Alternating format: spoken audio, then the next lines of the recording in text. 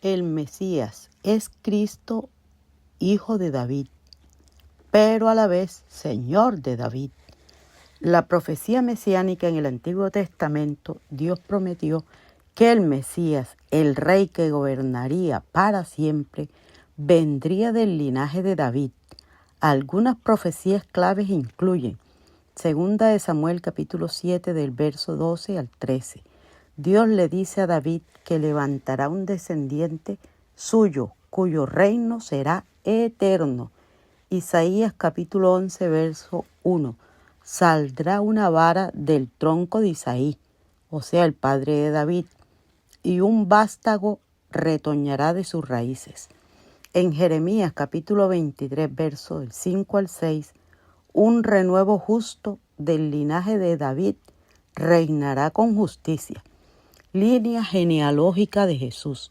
Los evangelios de Mateo en el capítulo 1 y Lucas en el capítulo 3 muestran que Jesús desciende de David a través de la genealogía legal por medio de José, dice Mateo, y a través de la genealogía biológica por medio de María, dice Lucas, quien también era de la casa de David.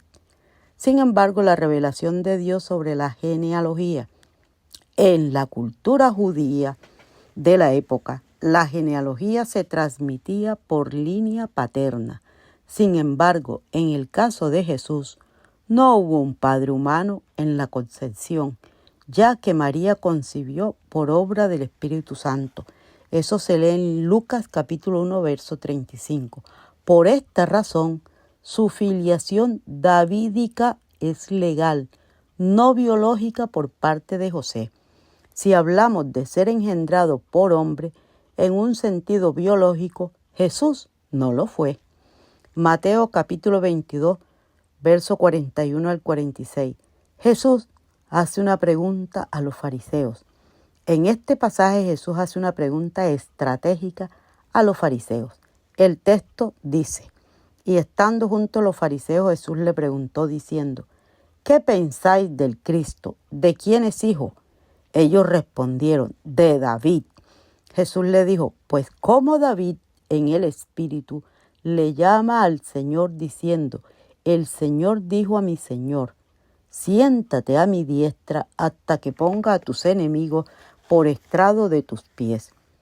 Pues si David le llama Señor, ¿cómo es su hijo? Eso se lee en Mateo 22, verso 41 al 46.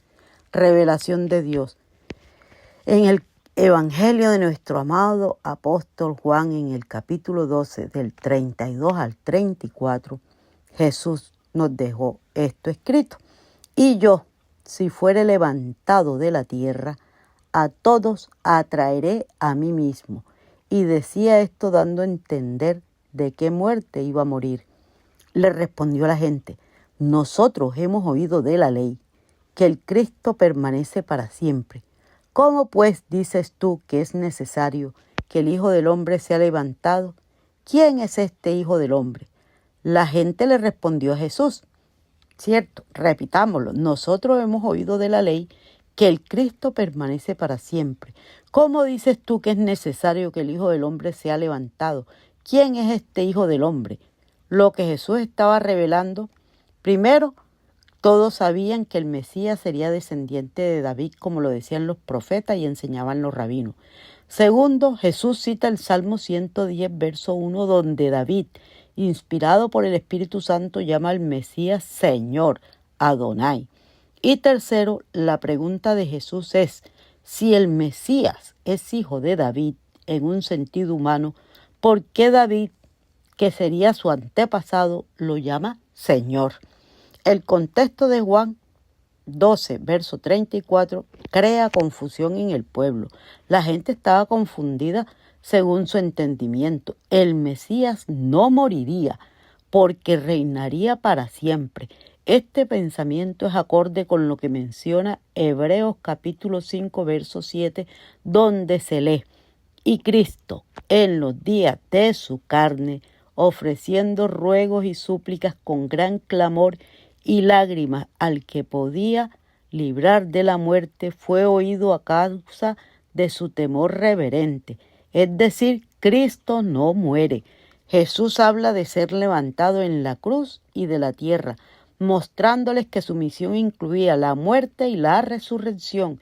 Jesús es el Hijo del Hombre. Jesús se identifica como el Hijo del Hombre, un título ligado al personaje de Daniel 7, quien recibe dominio eterno. Al mismo tiempo, Jesús asumió la naturaleza humana para sufrir y morir, según se lee en Marcos capítulo 10, verso 45. Cristo, el Mesías, título ligado a la promesa davídica y la misión terrenal de un rey ungido para restaurar a su pueblo. Sin embargo, el Cristo permanece para siempre. En resumen, Jesús es llamado Hijo del Hombre, no porque un hombre lo haya engendrado, sino porque encarna la humanidad en su plenitud y cumple la visión de Daniel, siendo el Mesías celestial que se hizo verdaderamente humano para salvarnos. El sentido más profundo del Hijo del Hombre. En Mateo capítulo 26, verso 64, Jesús identifica el título consigo mismo. Tú lo has dicho, y además os digo que desde ahora veréis al Hijo del Hombre sentado a la diestra del poder de Dios y viniendo en las nubes del cielo. Aquí Jesús une la visión de Daniel 7 con su propia identidad y autoridad. Lucas capítulo 19, verso 10. Misión de Jesús como Hijo del Hombre. Porque el Hijo del Hombre vino a buscar y a salvar lo que se había perdido. Este versículo muestra que el título del Hijo del Hombre está vinculado a su obra redentora, mientras que en Efesios capítulo 4, verso 12, se nos enseña que Cristo tiene como propósito perfeccionar a los santos para la obra del ministerio con el fin de edificar el cuerpo de Cristo, es decir, la Iglesia. El objetivo es que todos los creyentes sean equipados para cumplir la misión que Dios les ha encomendado, fortaleciendo y construyendo el cuerpo de Cristo para extender su reino. En Colosenses capítulo 1, verso 27, el misterio revelado es que Cristo en nosotros es la esperanza de gloria. Este misterio no hace referencia simplemente a una transformación interior, sino a la revelación de Cristo mismo, quien sería engendrado por un hombre. En este contexto, Cristo en nosotros se refiere a su presencia viviente y la promesa de gloria futura. Este misterio implica que Cristo se hizo humano y vino a vivir entre nosotros como la esperanza de gloria que apunta a la plena manifestación de su obra redentora.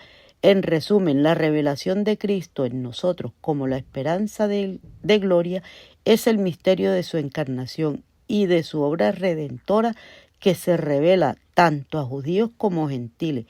Esta revelación no solo establece a Cristo como nuestro Salvador, sino también nos ofrece una esperanza futura, la gloria que se manifestará cuando Él regrese. Por tanto, Cristo no solo es nuestra esperanza futura, sino que su obra está presente en nosotros, guiándonos en la vida cristiana. Les reitero nuevamente, el plan de la salvación consta de dos fases: muerte y resurrección de Jesús para redimir nuestras almas.